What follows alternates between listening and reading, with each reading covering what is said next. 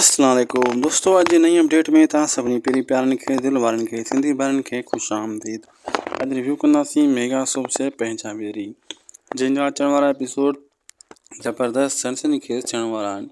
छो त हाणे अचण वारे एपिसोडनि में हिकु त तव्हांखे चाकर ख़ान पंहिंजो गुस्से जो इज़हार जीअं करे रहियो आहे, अॻिते बि ईअं कंदो नज़र ईंदो। ऐं सोरठ जेको आहे चाकर ख़ान खां बदिलो वठण जे लाइ, ऐं सॉरी इहो हसीना बेगम चाकर ख़ान खां बदिलो वठण जे लाइ सोरठ खे बदनाम कंदी। ऐं अचण वारे एपिसोडनि में इहे सीन तव्हांखे ॾिसण लाइ मिलंदा।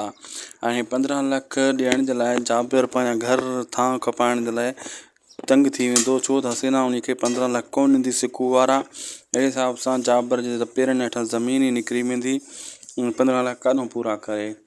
होॾां जेको आहे क़ासिम जाबिर सां विढ़ंदो, तूं चयो इहो कमु कयूं, मां न कयां हा, तुंहिंजे करे इहो सॼो कमु थियो आहे।